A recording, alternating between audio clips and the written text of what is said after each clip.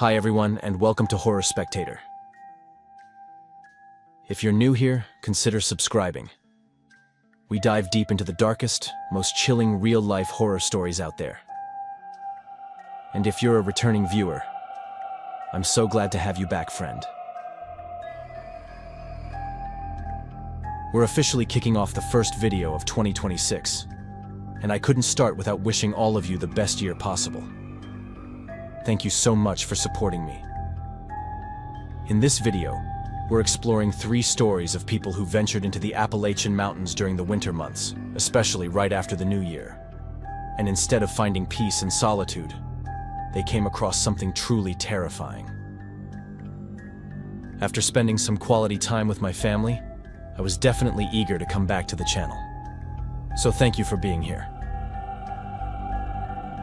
Now, dim the lights, get comfortable, and let's head back into the mountains.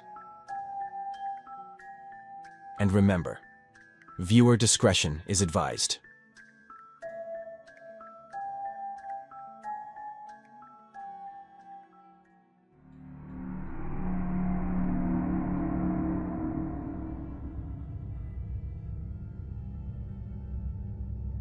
What I'm about to tell you happened exactly 2 years ago, during a time when the only thing I truly wanted was to forget that we had just stepped into a brand new year.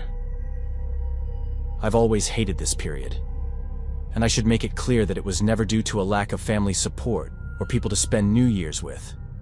Since quite the opposite, New Year's has always been a festive, loud, and genuinely joyful time in my family, full of food, laughter, and tradition. What I've always despised, however, were New Year's resolutions, and the whole premise that now, suddenly, everything was supposed to change simply because the calendar had flipped, as if starting a new year automatically meant starting a new life. Something I've always found deeply dishonest, because in my mind, people cling to that idea to fool themselves, failing to understand that real change happens every single day through the choices we make. That being said, now that you understand a bit better why, at the beginning of every year, I feel an almost physical need to distance myself, especially from social media and society in general. It'll make more sense why I decided to go hiking and camping alone in the forests that surround my town. I've lived my entire life in the state of Pennsylvania, in a relatively remote rural area. Not remote in the extreme, storybook sense where civilization barely exists, but remote enough that not much ever really happens. And growing up there meant that the forest and the mountains were always a central part of my life. I loved them, and I spent a huge portion of my childhood exploring them, because my parents used to take me and my brother on long hikes and taught us how to survive out there, how to read the terrain, how to respect nature and its animals, and how not to panic when things didn't go exactly as planned. Which is why, when I left my house on January 1st and headed straight toward the forest, I wasn't intimidated in the slightest. I'd been doing this my whole life. Originally, I planned to start my hike from a trail very close to my house, but I had heard that heavy snow had blocked the access point, and since it was still New Year's Day, the road hadn't been cleared yet. So instead, I ended up choosing a different entry point, one that was farther away and that I had never personally used before. Even so, that didn't concern me much, because to me, a forest is a forest. The rules are the same, the dangers are the same, and the precautions you need to take don't suddenly change just because the area is unfamiliar. Still, almost immediately after entering the woods, I felt something was wrong. I can't explain exactly what it was, and I don't want this to sound like a cheap cliché, but it's the truth. The forest looked exactly the same as it always had. Quiet, snow-covered, and still.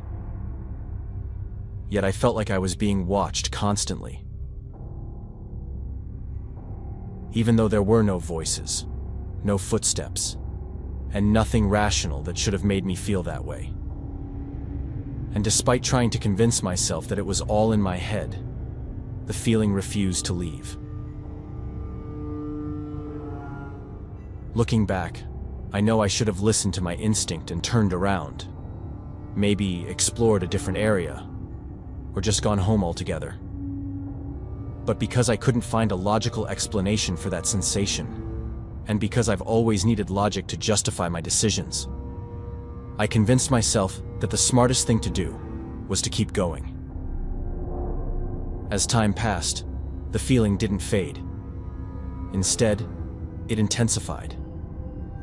Sometimes to the point where I would suddenly stop and turn around, scanning the trail behind me and the trees around it, fully expecting to see someone walking just a few steps back. Every single time, all I saw was an empty path, which brought a strange mix of relief and unease, because the absence of proof didn't make the feeling go away. Eventually, overwhelmed by that constant sensation and afraid that I might just be spiraling into paranoia, I decided it would be best to call it a day, find a place that felt safe enough, set up camp, and try to sleep as early as possible, telling myself that the next day would be different and that everything would feel normal again. It didn't take long to find a spot that seemed ideal, with snow packed just right to pitch the tent securely. And once everything was set up, I went through my usual camping routine, making a simple dinner, preparing some tea, and watching a few downloaded gaming videos or whatever else I had on my phone to pass the time. I don't remember what I watched that night, only that I felt completely exhausted and ended up falling asleep much earlier than I normally would. I woke up suddenly at 11:30 p.m. with a feeling of pure dread, because I was certain I had just heard someone outside my tent say hello. On its own, hello is a harmless word, almost friendly. But hearing it in the middle of the night, deep in the forest, was absolutely terrifying. And when I heard it a second time, I physically felt every hair on my body stand on end. I hesitated, debating whether I should open the tent or stay inside. But the thought of remaining in complete darkness while someone stood just outside felt worse than facing whoever it was. So I grabbed the knife I always carry with me and slowly unzipped the tent. Standing there was one of the strangest men I have ever seen in my life. His face felt completely out of place in that setting, and he had the most unsettling combination of expressions I've ever encountered, somehow managing to look both harmless and deeply disturbing at the same time. His smile was far too wide, frozen on his face, and his eyes were off in a way I can't fully explain. Empty, but clearly hiding something beneath the surface. In his hand, he held a knife, angled in a way that left no doubt about how easily it could be used against me. And while there was no question in my mind that his intentions were probably violent, there was something about him that didn't fit together logically. In a strange way, I remember thinking that if I'd seen that same man in a kindergarten playground, without the knife, I probably wouldn't have thought twice about him. And that contradiction alone made everything feel even more wrong. My mind was racing, filled with opposing thoughts. And the first clear realization I had was that running to my pickup truck would be pointless. I felt frozen, not just because of the immediate threat, but because this was the confirmation I hadn't wanted. That he had been following me the entire day. Almost immediately after that realization, another question surfaced. If he had been following me, why hadn't he done anything sooner? And why hadn't he attacked me while I was asleep? Those thoughts collided in my head, and despite wanting to say something, anything, I realized I hadn't managed to speak a single word. Fear and shock have a way of silencing you completely. When I finally spoke, I told him I had a weapon. He didn't react the way I expected. He just smiled even wider and calmly said that it didn't matter what I had, because my ending would be the same. And that, more than anything else, felt like a real threat. His smile never left his face, and all I could think about was how badly I wanted to wipe it away. That's when I remembered the thermos I had with me, filled with tea that was still boiling hot. I twisted the lid off and threw the scalding water straight into his eyes. As he stumbled backward, screaming, I grabbed my emergency backpack and ran. I wasn't running blindly or panicking without direction. I knew exactly where I was going. Straight toward the nearest town, only a few miles away. And if everything went right, I figured I could reach it in under 2 hours. Several times, I glanced over my shoulder to make sure he wasn't behind me. But deep down, I already knew he wasn't chasing me. I was almost certain I had blinded him. And even if I hadn't, he would have been disoriented and unsure of which direction I'd gone. When I finally reached the town, I called the police and immediately went to a motel I knew would still be open at that hour. And when I explained that I just needed a safe place to wait for the police, the staff were incredibly kind and did everything they could to help. The police were just as supportive. They took my statement and drove me home. But it wasn't until the next day that they went back to the campsite. By then, my tent had been completely destroyed, and several of my belongings were missing. It was obvious that, frustrated by the fact that he hadn't caught me, he had taken his anger out on my things. But none of that mattered to me. I was simply grateful to be alive, and I couldn't help but hope that maybe, by escaping, I had prevented him from doing the same thing to someone else. No trace of the man was ever found, and even though the investigation is technically still open, there have been no developments to this day. I suspect I'll never know what that man truly wanted, or whether I left him with a permanent injury. But one thing I do know for certain is that I never went camping alone again. From that day on, I always make sure to bring at least 2 friends with me.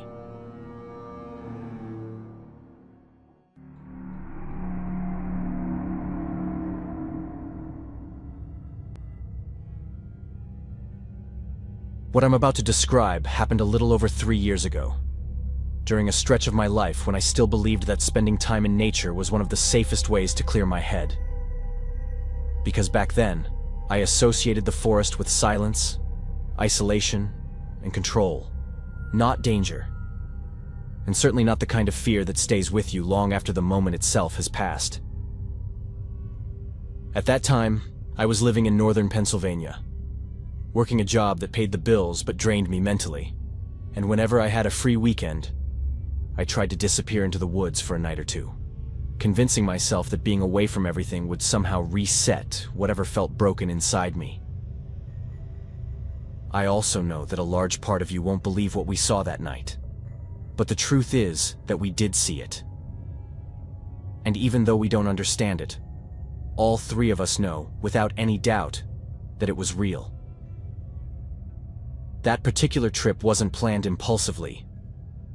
It wasn't something I did alone, because I was joined by 2 close friends, people I trusted completely, both physically capable and experienced outdoors, to the point where none of us felt even remotely concerned about safety. We chose a familiar stretch of forest, one we had visited before during daylight hours.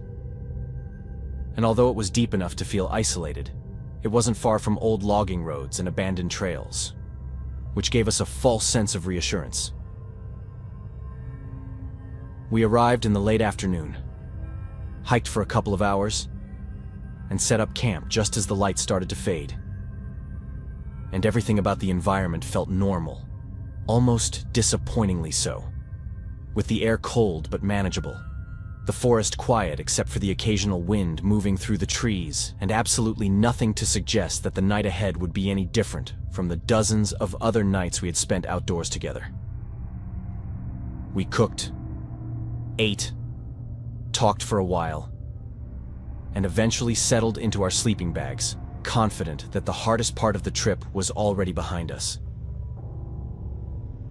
At some point during the night, I woke up because I thought one of my friends had gotten up to go to the bathroom.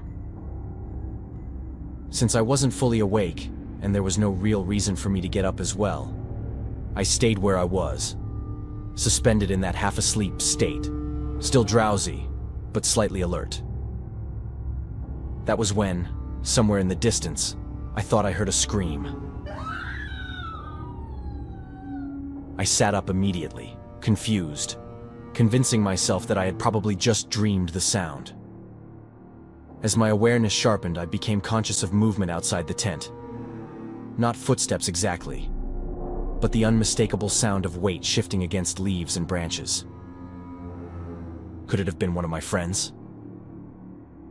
I looked around and saw that both of them were still inside the tent with me.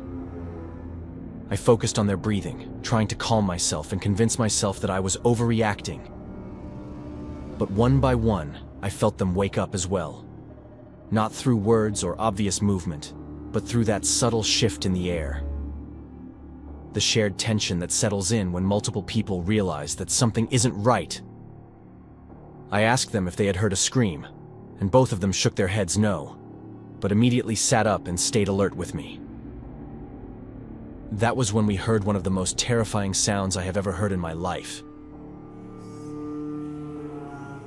Made even worse by the fact that we were in the middle of nowhere, in the dead of night. It sounded like a woman, or several women, screaming and whispering at the same time. It didn't sound real at all, and I honestly believe that if they hadn't been there with me and if all three of us hadn't heard it, I would have doubted my own sanity. That was when Manuel, one of my friends, decided he was going to unzip the tent and try to understand what was happening. I felt completely petrified where I was, because I'm the only one in the group who believes in paranormal things, and what we were experiencing felt exactly like that to me. I was absolutely terrified. Manuel quickly pulled his head back inside the tent and, with the most chilling voice I've ever heard come out of another human being, said that there was a woman standing outside. The sound had started again, and it was impossible for it to be just one woman. I told him it had to be several. I tried to look through the small window of the tent, and that was when I saw her. She was completely dressed in white, with long black hair, and an expression that was completely empty, completely dead. In that moment, I knew that one of two things was true.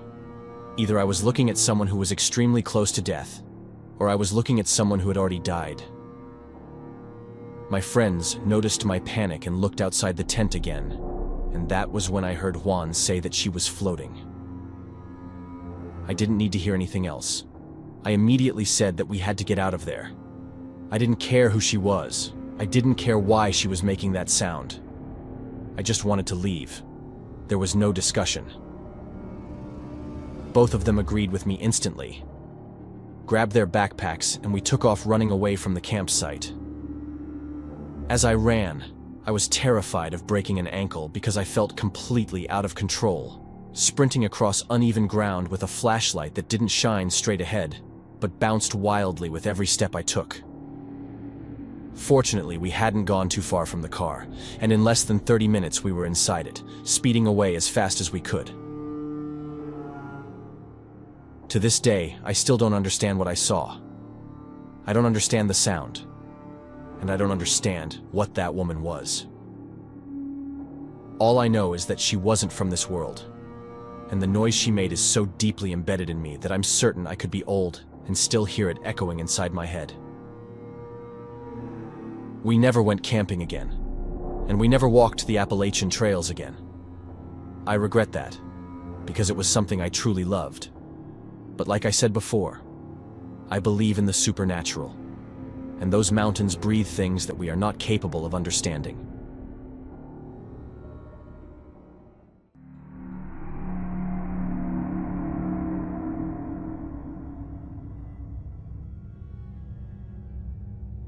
What I'm about to share happened when I was 11 years old, in a part of my life that should have been defined by safety, routine, and family traditions, but instead became the foundation of a fear that followed me quietly into adulthood. I grew up in a remote area of West Virginia, the kind of place with so few residents that everyone knew each other by name, where neighbors didn't lock their doors, and where unfamiliar faces were immediately noticed and talked about. It was a place where trust wasn't something you earned. It was something you were born into, simply by being part of the community. Every year, right after the New Year's holidays, my parents and I would go camping in the forest near our home, continuing a tradition that had been started by my grandmother on my mother's side decades earlier.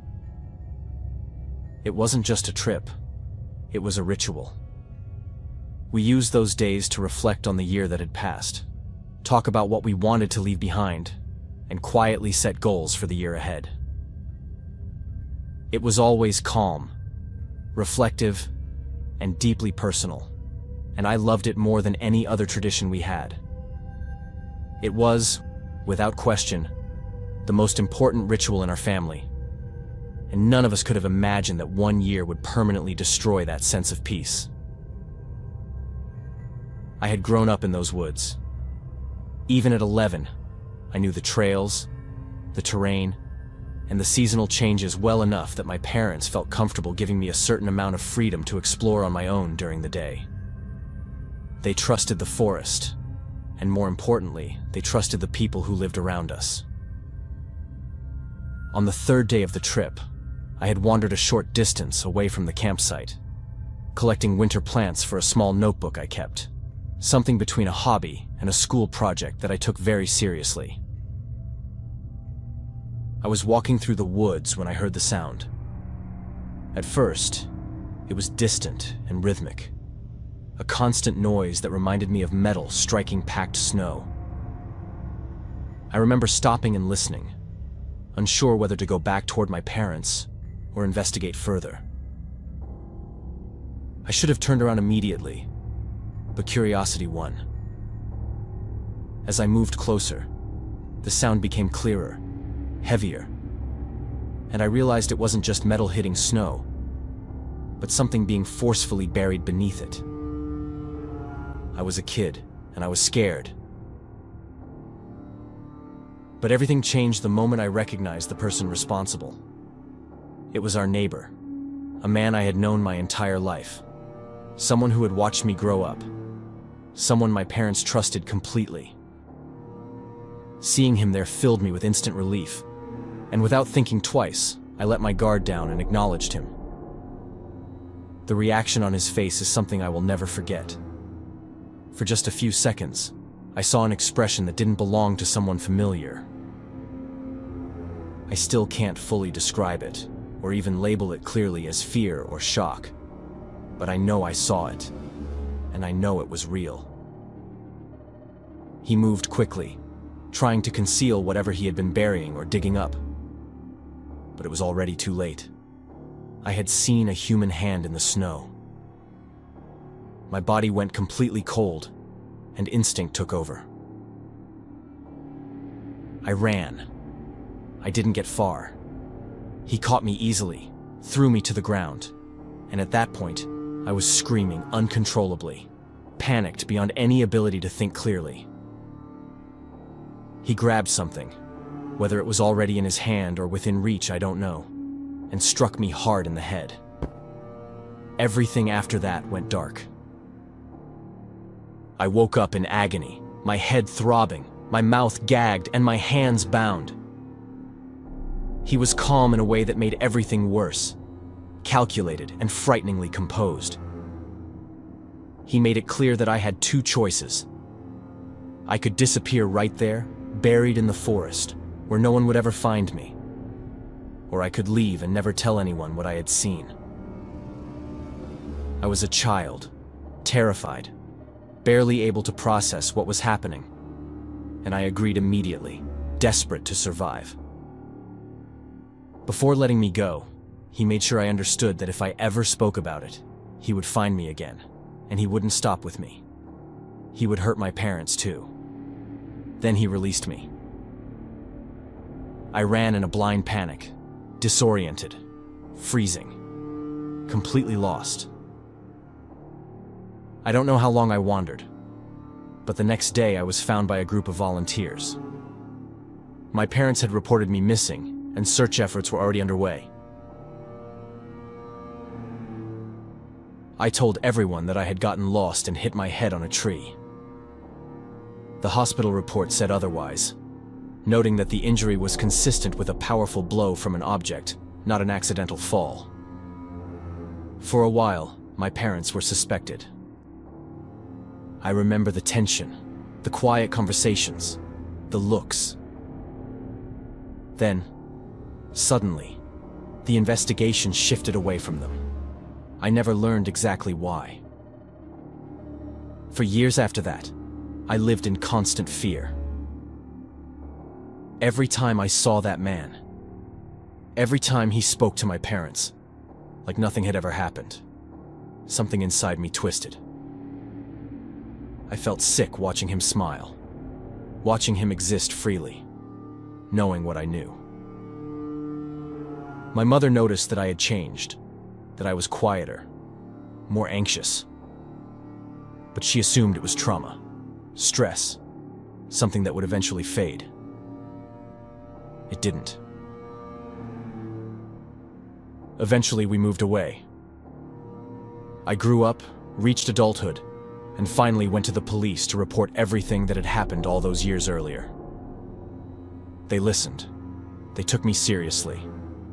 But without evidence, without a body, without proof, there was nothing they could do. 2 days ago, as I'm writing this, I learned that he was found dead inside his home. The police still don't know exactly what happened, but in a place like that, things don't happen without reason. It feels like a reckoning, like unfinished business finally catching up to him. I don't feel relief. Not exactly. But for the first time in decades, I feel the possibility of peace.